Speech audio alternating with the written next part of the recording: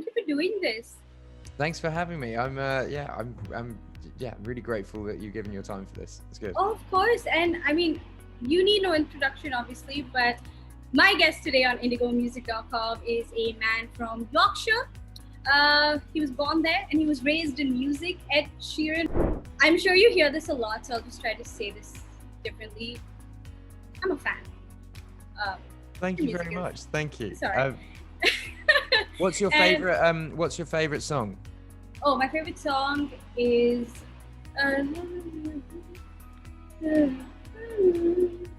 So often on the mountainside. Oh, I See Fire. I See Fire. I See Fire. Oh my god. So that's my favorite song. Oh my god. Oh really? Yeah. That's I remember going to write. So I'm a massive Hobbit fan. Yeah. And Lord of the Rings, and I remember getting an email just being like, "Do you want to write the song for The Hobbit?"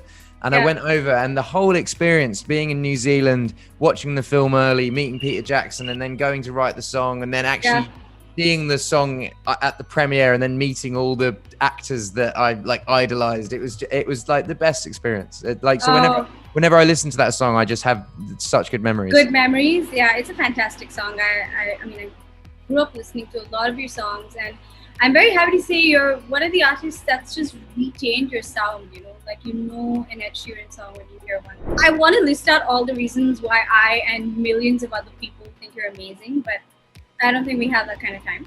So I will just, talk about a few. You're such a vibe, and I went to one of your concerts in Mumbai when Bob opened, and you are just a one-man explosion of talent on stage. So when you got into music, did you want to do things differently? If I'm honest, no one wanted to be in a band with me when I was in school. I was not a very cool kid in school. I looked weird, I dressed weird, and my music taste was different. People were into like rock music. What was in then? Yeah, and I was like, I was really into Damien Rice, and I tried to start a band and play Damien Rice songs, and everyone was like, no, we don't want to do this. So that's why I started playing solo. The sort of like first 6 years of my career, like no one had any interest in anything that I was doing. Everyone kind of thought it was a phase and it would pass, and I was a bit too the amount of times that I was said that I would never be successful because of the way I looked or the way I dressed or the songs that I sung or that I rapped and blah blah blah. And so it just kind of I think it lit a fire in me where I wanted to prove that I could. You saw fire. Yeah, exactly. I saw fire, but I wanted to prove that I could do it. And then because it was a one-man show, when it got successful, I was like, oh man, I should probably get a band now. But I never had any time to do it. So I just kept going and going and going and going. And before you know it, I'm playing Mumbai completely solo to like 20,000. Yeah. You recently played with a band after years of doing the loop pedal and, being a one-man army. So tell me one thing you absolutely love about performing solo and one thing you love about performing with a band. I think solo, I love the freedom of it. Like I can do whatever I want, whenever I want. And if something messes up in the gig, it's on me and I can change it and improvise. And it's just no show is the same. Every single show I did in the Divide tour was completely live from the start. And if something went wrong, it then made the show better. So I think that's my favorite thing about playing solo. But playing with a band, it gets quite lonely on tour when you're playing solo. I don't have any I brought some of my best friends on tour last time, but before that I didn't really have any friends on tour. And having a band is essentially having 9 mates that you get to hang out with that are kind of going through the same thing as you. So that's what I like about the band. All right, let's talk bad habits. Okay, before we get to the song, what's a bad habit that you can tell me about? Like the small ones, like biting my nails, I think that's a bad habit. But like big ones are like, I don't do anything in moderation. Like I will eat until like there's no stop point, and I'll drink until like I pass out. Like that. I know what you mean. When you go in, you've got to go all in. Yeah. right? And yeah, biting my nails is mine too. It's nails and carbs. Like when I'm not putting my nails in my mouth, I'm putting carbs in my mouth. Oh, mate, carbs. So, by the way, carbs are not a bad habit. This is what I've learned in the past year from being a dad, because I've kind of cut my bad habits down. That everything that you like is fine if it's in moderation. So, if you have a beer, that's fine. If you have 10, that's bad. If you have a plate of chips, that's fine. If you have it every single day for every meal, that's bad. And then you enjoy it more. You know, if you have a cheesecake once a week, it's a special moment. If you have a cheesecake every meal, it's not special, is it? It's not special. Well, but tell me about bad habits. And it's a song that I made for the new record. Once the record was done, I just wanted to make something a bit different. And you know, I've never made a dance tune, so I hope this makes people want to get up and move.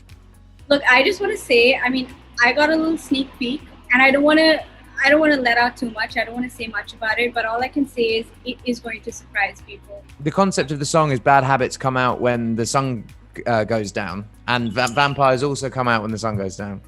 That's a good one. Yeah. What's the rapid fire? All right. I'm calling it "Make a She Run for It" because I like puns. All right. I read somewhere that you're not a fan of smartphones. Is this still true, and why? Yeah, it's still true. I just bought a Nokia 3310, you know, like the old school ones. Yes. And I've got my parents' home number in it, and my manager's number, and my wife's number, and it's just an emergency phone. But I think smartphone. Sorry, this isn't a quick answer at all. It's not. I think smartphones.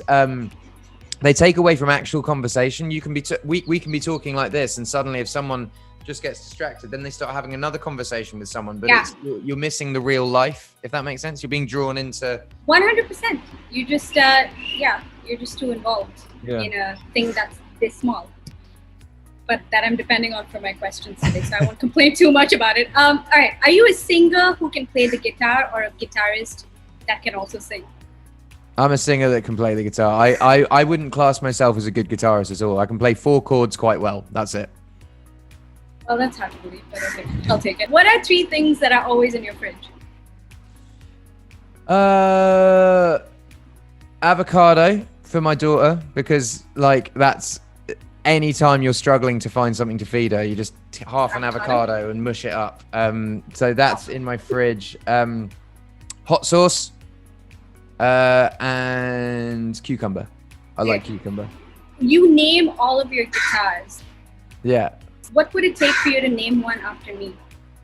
I've actually stopped naming my guitar. I stopped in 2013 was the last time I named a guitar. So it's been a long time. But do you know what? The new guitar will be named after you, but it just won't be written on it. So I promise you, the new guitar will be called your name. Is there a way I can verify this? I'm verifying it right now. This is the proof. Anyone watching this is the proof. Thank you. You have a song called "You Need Me, I Don't Need You." What or who can you say that to, honestly? That was written originally about like when I was trying to break into the music industry, and me feeling like every single gatekeeper, record label, radio management, like everyone thought that I wasn't going to get anywhere. And that was like my angsty way of being like, you need me, I don't need you. I'm going to do this on my own, basically. But I wrote that song when I was like 15. What's your favorite thing about doing interviews? I love this Zoom thing because I get to travel the world within a day. You know, I've already been to like 5 countries already today. It's great. Well, and name your guitars after random people you've never met. Absolutely, but this is great. This is great. What's the most British thing about you? I love the rain. What did you enjoy the most about India? I think there's so much Indian culture in England. I mean, like it's, you know, we grew up with it, around it, and it was so nice to go over and actually soak up in a city, like see where it all came from, you know, have proper butter chicken and like watch Bollywood films in Mumbai, and it's fantastic. The music there, I mean, the music and culture is probably in my top 3 favorite musics and culture in the world. It's fantastic. Nice. It's a place where I would just want to go and travel on holiday rather than just work, you know? Yeah. So you've been Indianized to a certain extent. Absolutely, yeah. The culture. And finally, would you give me, well, us, because there are people watching, a 10-second concert? Yeah. Habits lead to late nights and then alone conversations with a stranger I barely know. Swearing this will be the last, but it probably won't. I got nothing left to lose or use, or do my bad habits lead to you? There you go. Oh my gosh, that was amazing. Was that performed on Neerja?